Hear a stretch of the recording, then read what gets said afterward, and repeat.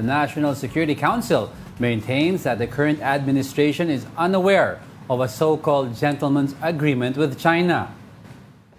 National Security Adviser Eduardo Año describes the supposed agreement as, quote, unsubstantiated or imaginary. He adds that the discourse about it has created distractions and conflict among the Filipino people. Año calls on the public to focus on more important issues of asserting Philippine sovereignty in disputed waters. Last week, former President Rodrigo Duterte admitted that he had agreed with China to maintain the status quo in the West Philippine Sea. He said the deal stated that any movement and armed patrols were not allowed from both sides in the area.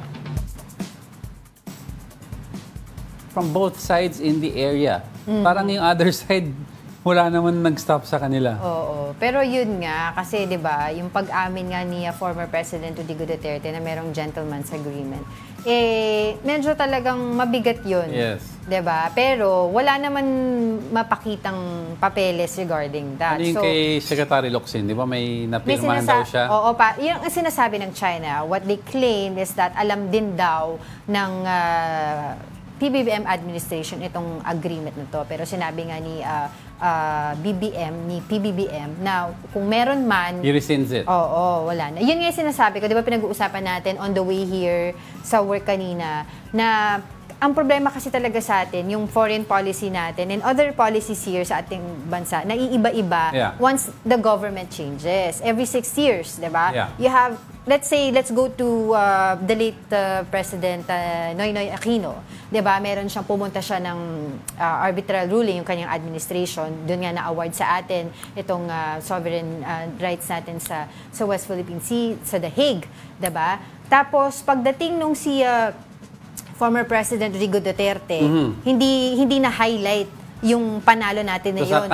It wasn't maximized at that point dahil naiba din yung foreign policy niya. And right now that we are that it is now under the Marcos administration, iba na naman ulit. So for me, dapat talaga merong yung sticking one policy lang, lalo na pagdating sa ganitong issue na hindi napapalit-palitan siya pagdating ng mga iba't ibang presidente. I understand that, but you cannot do that. I know even that. The United States, they have the foreign policy which is Republican-centric and Democratic-centric. Yes, I know that and too. whatever administration na pumapasok, mag-shift ang foreign policy. But they have an underlying principle na if you want your foreign policy or an agreement with another country to stick, then you have it ratified by Congress. So therefore, it becomes already official. In other words, ang maiiba lang na foreign policy are the minor ones. That is acceptable naman. Yung minor foreign policies like shift in alliances, kung pagbibigay ng, for example, remember yung kay